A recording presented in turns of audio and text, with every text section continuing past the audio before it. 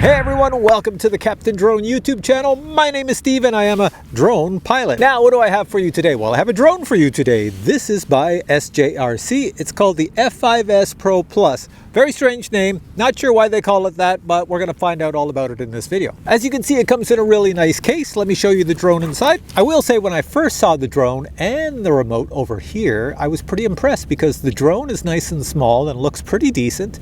And the remote is very nice. The remote reminds me of the old DJI drones. You know, in the days when they used to actually spend money on their drones and they made a nice display in their remotes that gave you all sorts of information. Remember those days? Well, this is exactly like that. So let me put the specs up in a corner. Let me go over here so I can put some specs up there. This has a flight time of 30 minutes. It has a range of 3.5 kilometers. That's probably around 2 miles, I believe.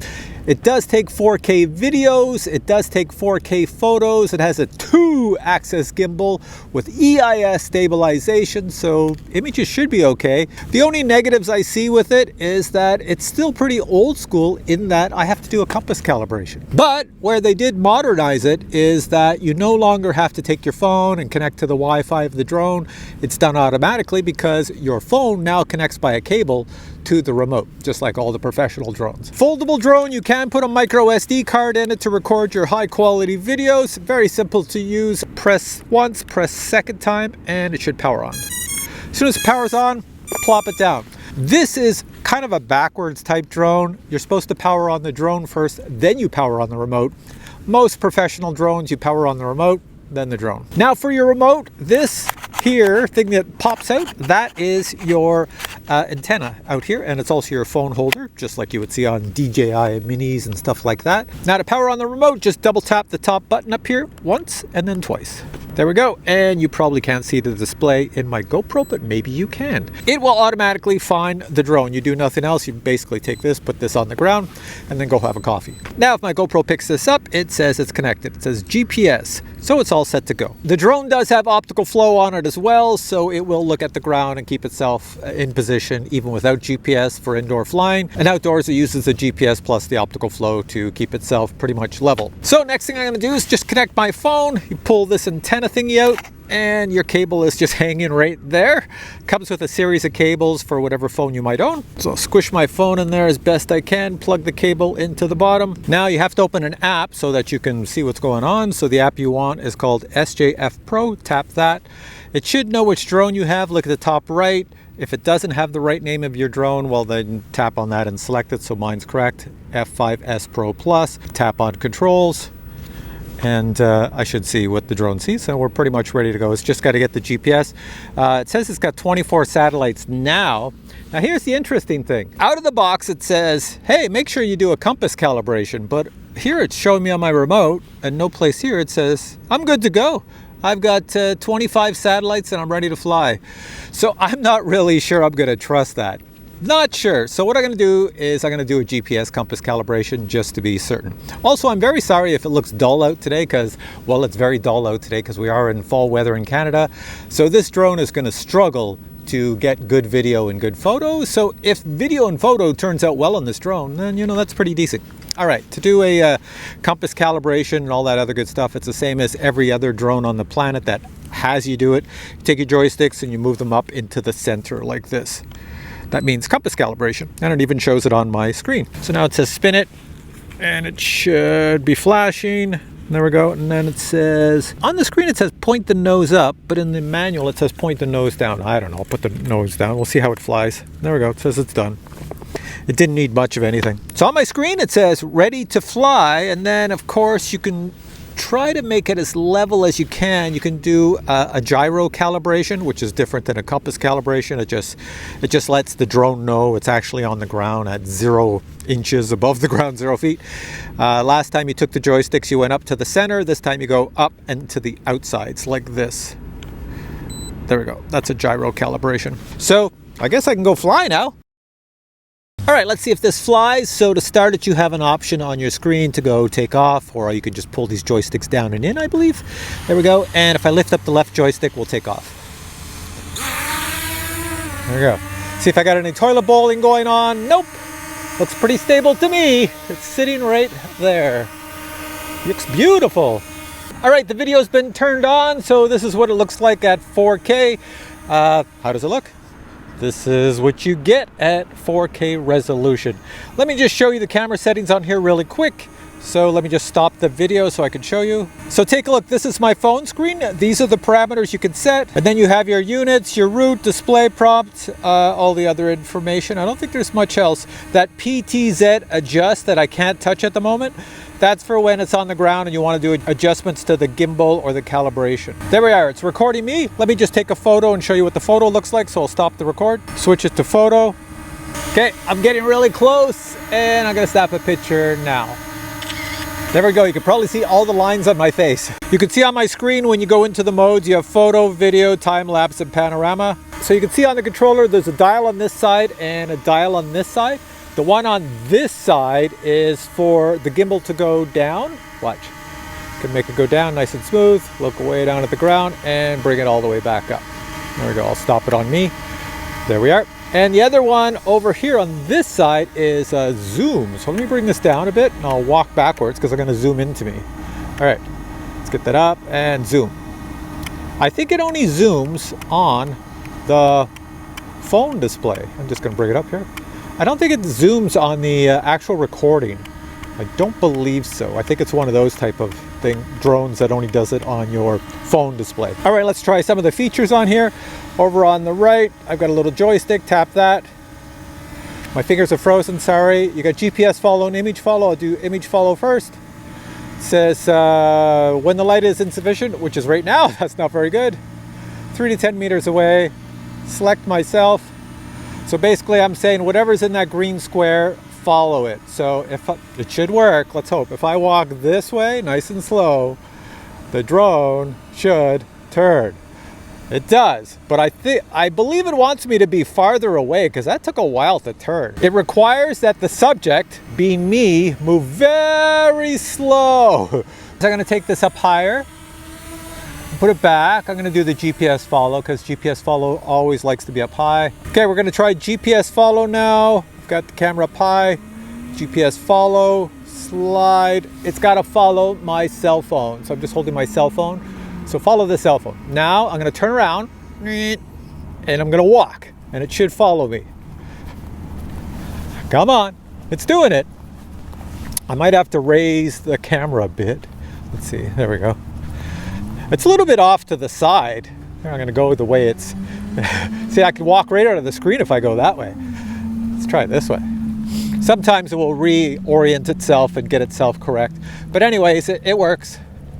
You can wander around your field and it will follow you. That's what you get. So it has image follow and GPS follow. All right, coming back to where I started. Now it does have silly things on here like gesture control. I'll show you that. I call them silly because they're pretty goofy. Where is it? I saw it on here. Gesture, take a photo. So I'll tap that. What it's looking for is the bunny ears and then it should snap a photo. Bunny ears. There we go, just vibrate it. 3, 2, 1 and it says go cheese. There we are. There's a point of interest on here. So it says first I have to put the drone in a location I want to do point of interest and select the radius. So let's go over this way. I'll say it's on top of me. Okay, I'm going to set the radius at 10 meters. I've slid it. Oh, it's going up again. I don't know what it's doing. It's going to have to rotate around something. I guess it wants to be high to do point of interest so it doesn't hit anything. There it goes. So there, it's doing my radius, and then it should start to orbit. Turn around, and there we go. Yeah, it works. It's turning. So if you look in the video, I'll show you the video, you can see it's orbiting around. I don't have the camera pointing down, I'm just leaving it forward. So I should have set the radius to something like 20 meters or something like that far away, because I would have to bring the camera down onto me, which is down here someplace, but you won't even find me. All right, so if you look at my phone screen, we have other things like Firefly, Skyfly, Spiral Fly. Those are like dronies and stuff. So I'll do the droney one, which is Firefly. And you can see the little picture. It's just gonna go, this here drone's gonna go backwards and up into the sun. So let's go. Slide, there she goes back. It should catch me. As long as you keep the camera on yourself. Well, now it's going kind of sideways. But there I am. I don't know why it's going sideways. I can't control it. I just let it go. All right, it stopped. It's coming back. Let's try another one here. Spiral fly. Let's see how that one works. But I guess it records itself. Let's see, spiral fly. Yeah, it turned on its own recording. So there we go. It's up to me to keep the camera down on myself, it looks like. Or I should have had it farther away, because now I'm trying to bring the camera down, but it's going away over there. It's doing a big spiral fly. So I'll just leave it up. I think maybe it's more to get the scenery. So if you look at what the camera's filming, more to get the scenery of your area as it does a circular pattern as it rises. And then let me bring it down because it's far enough away now. It should get me. I'm out in the field. There I am down there. So it should see me and it spirals around. Oh, it's coming back over me. If I did not already mention it, after you do all those little quick shot type things, I call them budget quick shots on a drone like this. The drone does come back to right where it started from, so you don't have to bring it back to you or anything. What else is on here to show you? So we did all those. We're not doing the VR, stuff like that. The zoom, I showed you already. Hand gestures. I think I've done them all except for the route. So the route's pretty simple. You can see a map of where I am, and you just tap on where you want it to go. If you look at my screen, the H is home. The drone is that red thing with the green light shooting out, and of course the red dot is me.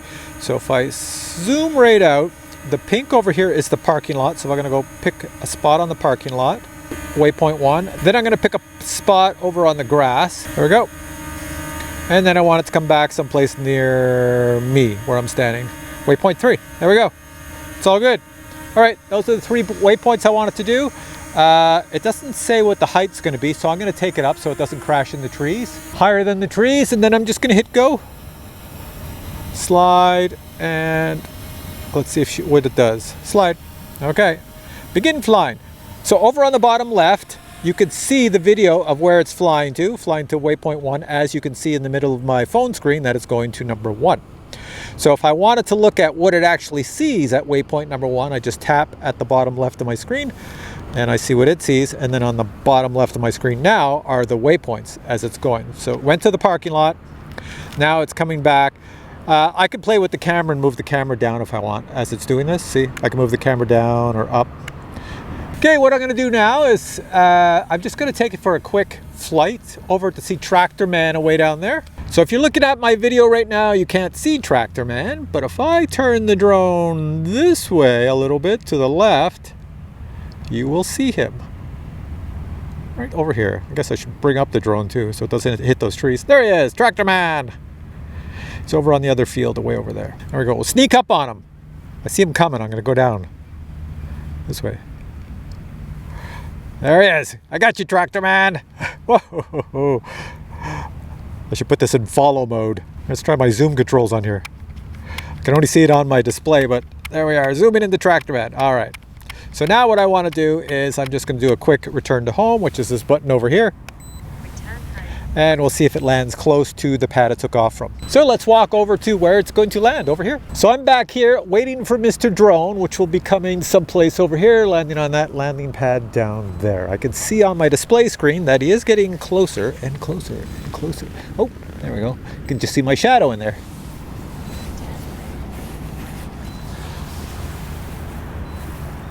I can see the drone coming down, and it's not going to make the landing pad. Let's see what it lands on. Is it going to land on something it shouldn't? I don't have the controllers or anything in my hand, so... oh no, it's coming over here on the grass. It's not too bad. There you go. And it's just going to mow the lawn. It's giving Tractor Man a run for his money. All right, so where did it land, you ask? Well, it landed right over there, and so it's over here, and the landing pad is over here. So how far is that? That's not too bad. And the controller is saying drone low voltage. Drone low voltage. So that was 1 battery's worth of flying. Next thing I want to show you is what you get in the box if you buy this drone. Check it out. Here we have the box your Pro Plus comes in. Inside that box you'll find a very nice carry case, and inside that carry case you'll find your drone and accessories. The Pro Plus is shipped in the folded state. If you unfold it, it looks like this. A 4K camera can be found up front. It does have a 2-axis gimbal with electronic image stabilization. To record the highest quality video and photos, you will need to place a micro SD card in the Pro Plus. The drone does have blinky lights in the forward section and on the bottom.